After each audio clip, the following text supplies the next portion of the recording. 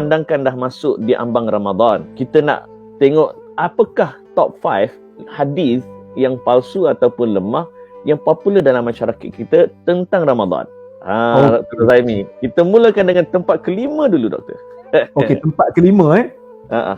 Tempat kelima adalah yang biasa kita dengar, iaitu, sekejap, saya ada tulis tadi. Oh, dah siap dah. Masya Allah. Alhamdulillah. Kita buat homework. Baik. Tempat yang kelima adalah naumu as-saim ibadah wa sumtuhu tasbih. Tidur orang yang berpuasa itu adalah ibadah dan diamnya adalah dikira sebagai tasbih. Serius? Itu hadis famous masyarakat kita, Doktor. Hadis dhaif. So tempat kelima yang duk kata tidur dan duk diam itu adalah zikir, lemah. Ya, lemah. Okey, tempat kalau keempat. tak, nanti semua orang tidur je lah, tak baca Quran. Buat apa? Tidur pun ibadat. Kelas dah lah bercanggah dengan apa man qama Ramadan kan, imanan wa ihtisaban ghufira lahu ma taqaddama min dhanbi. Dia bercanggah. Kan? Dia bercanggah. Tempat keempat, Doktor. Tempat keempat adalah riwayat yang menyebutkan man fariha bidukhuli Ramadan haramallahu jasadahu 'alan niran. Maksudnya, Sesiapa yang gembira dengan kehadiran Ramadan, maka Allah akan haramkan jasadnya ke atas api neraka. itu lemah ke palsu? Yang tu tidak ada asal. Lagi dahsyat. Tak ada pun hadis. Dalam kitab-kitab hadis kita tak jumpa. Tak jumpa. Gembira kepada Ramadan ni, kita tak boleh kata terus haram neraka terus, sebab ada juga orang gembira datangnya Ramadan sebab adanya bazar, bukannya adanya ibadah. Tahun ni tak apa nak gembira. Tahun ni bazar tak ada. Tak gembira. Tak tahulah bazar kalau kat Sarawak dah tak ada kan. Kita panggil hadis ni, pertama tak ada asal lah, yang kedua dia ada unsur mujazafah, unsur keterlaluan. Hanya sekadar gembira je terus haram neraka. Sedangkan neraka tu, nak hindarkan diri daripada neraka ni mesti beramal, mesti beribadat, mesti bertaubat dan istighfar. Sedap lagi tu, gembira je. Gembira je kan. Tak boleh. So hadis tu memang tidak ada asal. Okey, itu tempat keempat. Tempat ketiga, kita pernah dengar hadis yang menyatakan Rajab syahrullah wa Sya'ban syahri wa Ramadan syahru ummati. Yang tu Rajab adalah bulan Allah. Sya'ban adalah bulan aku dan Ramadan adalah bulan umatku kan. Sebenarnya hadis ini juga adalah hadis yang dhaif kerana sanad dia terputus, mursal. Kerana dari sudut maknanya pun kita agak macam peliklah sikit, sebab takkanlah Ramadan ni bulan untuk umat saja kan. Sedangkan Nabi juga suka dengan Ramadan ni. So Nabi juga beribadat bahkan lebih dahsyat daripada kita lagi. Sebab Aisyah sendiri sebut dalam hadis Nabi, kan orang tanya Aisyah tentang solat Nabi di bulan Ramadan, solat malam Nabi di bulan Ramadan dan bukan Ramadan. Nabi kata, Aisyah kata Nabi tidak pernah solat lebih pada 11 rakaat. La tas'al an husnihinna wa tulihin. Kamu jangan tanya tentang panjangnya solat Nabi dan macam mana bagusnya solat Nabi tu. Saya tanya memang banyak. Memang lama, sebab tu 11 rakaat Nabi tak macam 20 rakaat kita. 20 rakaat kita wadduha inna anzalna je. Kan? Okay, tempat kedua, Doktor. Tempat kedua, yang ni pun glamour juga, iaitu hadis yang selalu juga disebut dalam kuliah-kuliah tazkirah Ramadan, wa huwa syahrun awwaluhu rahmah wa awsatuhu maghfirah wa akhiruhu itqun minan nar. Ya. Hadis ni adalah riwayat Ibnu Khuzaimah daripada jalur Salman Al-Farisi. Tetapi riwayat ni adalah hadis yang mungkar seperti mana yang disebutkan oleh Abu Hatim Ar-Razi. Dari sudut matan pula, bila hadis membahagikan Ramadan kepada 3 bahagian, yang mana awaluhu rahmah, awalnya rahmat, wa awsatuhu maghfirah, tengahnya adalah pengampunan, wa akhiruhu itqun minan nar, dan yang akhir adalah pembebasan daripada api neraka. Hadis ni pun pelik kerana ia menyanggahi hadis-hadis yang sahih, yang mana dalam hadis sahih menyebutkan Nabi SAW bersabda, Allah Ta'ala ni akan membebaskan manusia-manusia pada setiap malam di bulan Ramadan.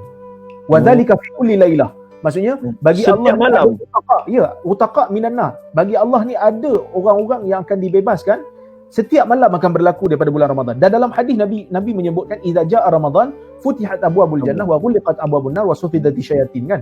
Bila datang bulan Ramadan akan dibuka pintu syurga, akan ditutup pintu neraka dan akan dibelenggu syaitan. Maka ini memberikan isyarat bahawasanya keseluruhan Ramadan adalah rahmat, keseluruhan Ramadan adalah pengampunan, keseluruhan Ramadan adalah pembebasan daripada api neraka. Dia tak ada satu juzuk tu tak ada. Hari-hari rahmat, hari-hari bebas api neraka, hari-hari maghfirah. Ya. Nombor 1, hadis tentang Ramadan palsu ataupun lemah yang popular dalam masyarakat kita, Dr. Razaimi. Silakan. Okey. Yang paling glamour dalam masyarakat kita tentang hadis berkaitan dengan Ramadan ni adalah hadis kelebihan tarawih ikut malam. Malam ni solat dapat apa, esok solat dapat apa. Yang ni masa kita kecil-kecil dulu memang akan dibaca oleh imam-imam masjid sebelum solat tarawih. Ya, dia akan baca. Dan saya pernah tengok sendiri, ada orang bila imam tu baca tentang kelebihan tarawih malam tu, disebabkan kelebihan tu tak apa nak berjeliga, dia balik. Dia balik. Dan dia kata, esok sedap sikit. Oh, parah. Di antara tanda kepalsuan hadis tu, yang pertama adalah hadis tu tak disebut dalam mana-mana kitab hadis yang bersanad. Okey. Seperti mana yang disebut oleh Syuuti, mana-mana hadis di zaman kemudian yang tidak ada dalam mana-mana hadis bersanad, itu petanda palsu. Itu pertama. Oh, yang kedua, hadis ni mengandungi petanda hadis palsu yang jelas. Seperti mana kata Al-Burhan An-Naji, dia kata mana-mana hadis yang menjanjikan apa-apa ibadat, pahala ibadat sama dengan pahala seorang Nabi, itu tanda palsu. Maksudnya kalau kita buat ibadat ni, kita dapat pahala seorang Nabi. Itu tanda palsu, clear palsu. So saya bagi contoh, dia sebut pada malam ke-8, sesiapa yang solat tarawih pada malam ke-8 dapat pahala seperti pahala Nabi Allah Ibrahim. Pada malam ke-9, siapa yang solat dapat seperti pahala Nabi Muhammad. Pada malam ke-17 sama seperti pahala sekalian para Nabi. Kena hak malah, dia pergi hak apa tu, pahala segala Nabi. Itu kalau dia solat tahun tu. Tahun tu. Kalau dia solat tahun lepas, maksudnya 2 kali sekalian para Nabi, tak ada Nabi boleh lawan dia. dia tapau habis. Dia tak faham habis. So, kalau kita percaya kata hadis ni hadis betul, kita dah menghina Nabi. Takkanlah kita boleh lawan pahala Nabi. Bila kata solat malam 17 dapat pahala seperti sekalian para Nabi, kita campur pahala Nabi Adam, pahala Nabi Ibrahim, pahala Nabi Nuh, pahala Nabi Muhammad. So, Nabi Muhammad berkalah dengan kita. Dan mungkin sedikit nasihat Ustaz, sebab bila kita dah belajar tentang hadis sahih, hadis palsu, hadis lemah, kadang-kadang kita ni terlalu semangat bila nampak orang yang beramal dengan hadis palsu, kita terus belasah dia kan.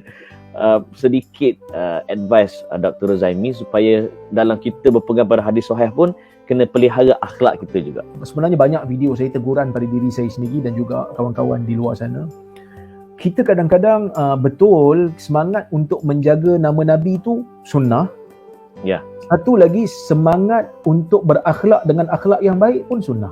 So kalau boleh kita amalkanlah dua-dua sunnah ni, jangan sampai semangat nak menjaga nama Nabi sampai kita maki orang. Sama juga macam orang yang baca hadis palsu, nak ajak orang buat baik tu sunnah. Tapi tak boleh buat sunnah sampai buat benda haram sehingga menipu atas nama Nabi. So lama-lama kalau kita duk maki orang lebih pada had, kita tak ada beza dengan dia. Dia buat benda haram kerana baca nama Nabi secara palsu, baca hadis palsu. Kita juga buat benda haram dengan kita maki dia, sedangkan dia tak berhak untuk terima makian.